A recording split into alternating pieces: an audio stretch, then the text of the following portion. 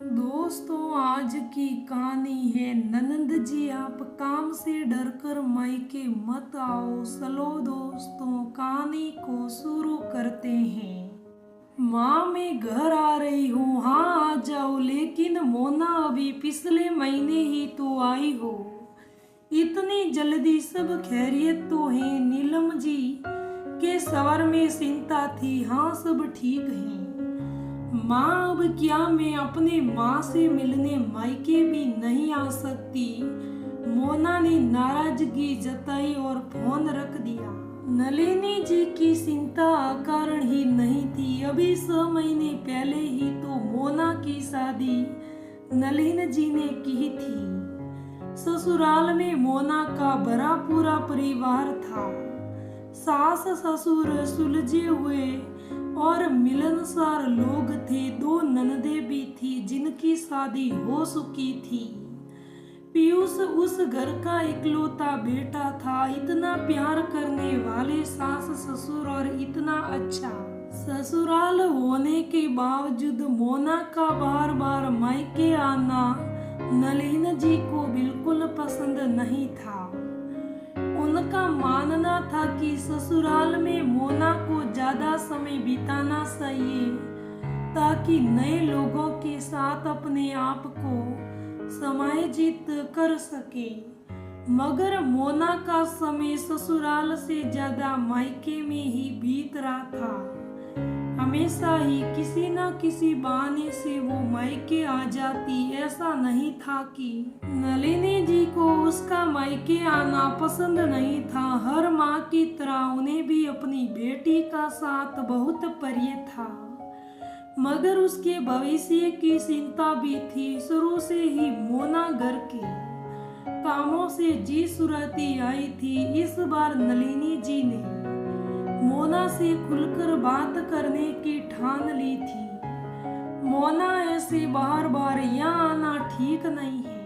कोई बात है तो बताओ। माँ, देखो ना, शादी के बाद से ही ननदे हमारे घर ठहरी हुई हैं और हर वीकेंड कोई ना कोई रिश्तेदार मेहमान बनकर आ जाता है।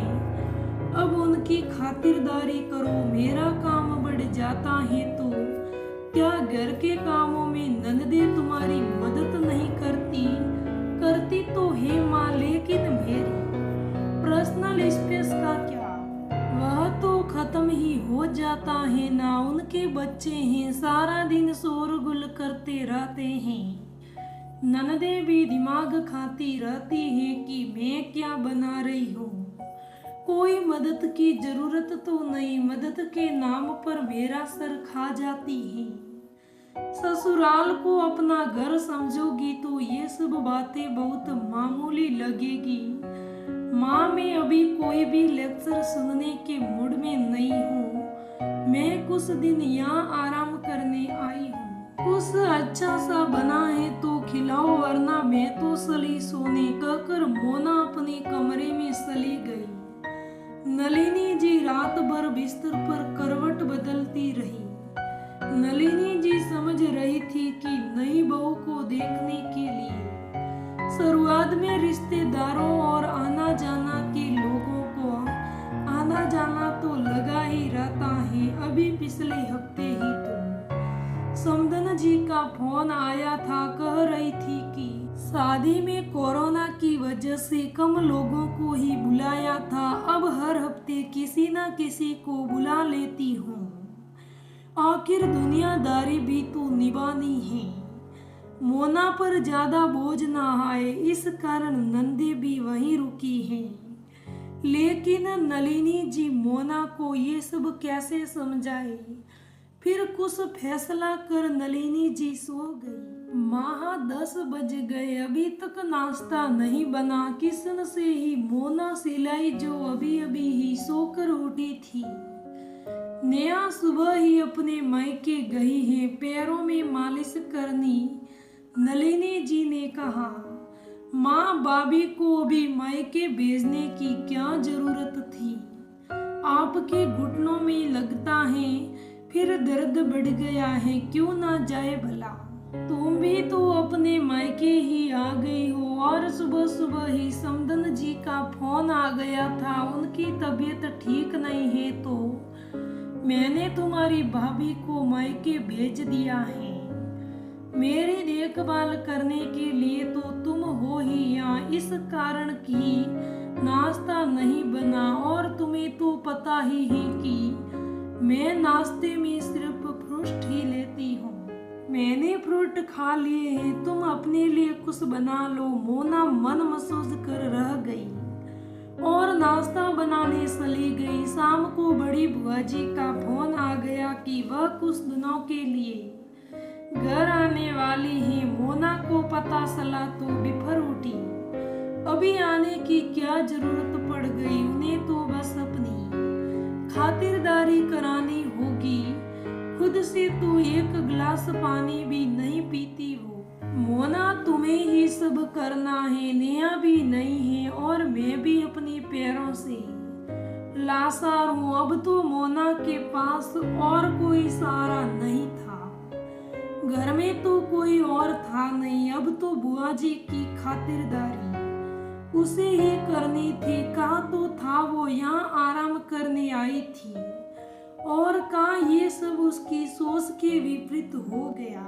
बुआ जी ने आते ही आदत के मुताबिक अपनी फरमाइशें शुरू कर दी।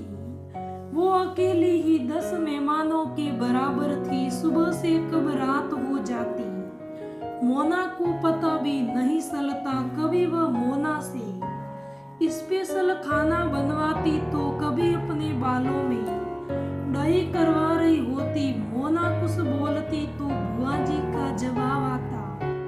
कभी नेहा बहू ने तो ना नुक्कर नहीं की। शादी के बाद तो ये सारे छोटे मोटे काम ही तो हैं। अब तो वो भी कहीं की बहू है, तो उसे भी तो इस घर की और सबकी आदत डाल लेनी चाहिए। मोना के लिए अब एक एक दिन काटना मुश्किल हो रहा था। उसे अपने ससुराल वाले दिन याद आने लगे कि कैसे उसकी ननदे मेहमानों के आने पर उसके आगे पीछे घूम घूम कर उसके मदद के लिए पूछती रहती थी। लेकिन उस वक्त उसका मदद के लिए पूछना उसे कतई पसंद नहीं आता था। सास और नंदों के प्यार को उसने रोक टोक का नाम दे दिया था, बल्कि वो लोग तो मेहमानों के आने पर मोना की ही मदद करना चाहते थे। ससुराल में सब उसे रानी बनाकर रखते थे। मोना को अब समझ आ रहा था कि उन लोगों के बारे में उसकी इतनी गलत सोच थी। मोना माँ और बुआ की बातों को पूरी तरीके से समझ चुकी थी। 10 दिन हो चुके थे, पर बुआ जी थी कि वापस जाने का नाम ही नहीं ले रही थी। मगर मोना को अब उनकी फरमाइशें बोझ नहीं लगती थी। मोना में आए इस बदलाव को नलिनी जी ने भी महसूस किया। उनके पैरों का दर्द भी कम हो गया था। अब मुझे अपने बहू रानी होने का फर्ज निभाना है और वहाँ के मेहमानों की खातिरदारी करनी है। नलिनी जी ने संतोष की सांस ली कि उनकी बेटी सही राह पर आ गई। अब ससुराल में कोई भी मेहमान उसे अनसा नहीं लगेगा। शाम को नेहा ने बनाए चाय पकोड़े के साथ साथ नलिनी जी बुआ जी को भी धन्यवाद कर रही थी, जो उनके इस प्लान में शामिल थी। साथ में नेहा को भी, जो उनके कहने पर अपने मायके गई थी। दोस्तों, ससुराल हो या मायका, अगर मेहमानों को दिल से ना अपनाओ तो वह अनसा ही रहेगा और उनकी आवभगत भारी मन से ही हो पाएगी। तो दोस्तों, मेहमान तो भगवान के बराबर होते हैं, उन्हें हमेशा प्यार से सम्मान देना चाहिए। तो दोस्तों, कहानी कैसी लगी मुझे कमेंट करके जरूर बताना। धन्यवाद दोस्तों, फिर मिलेंगे अगली कहानी में।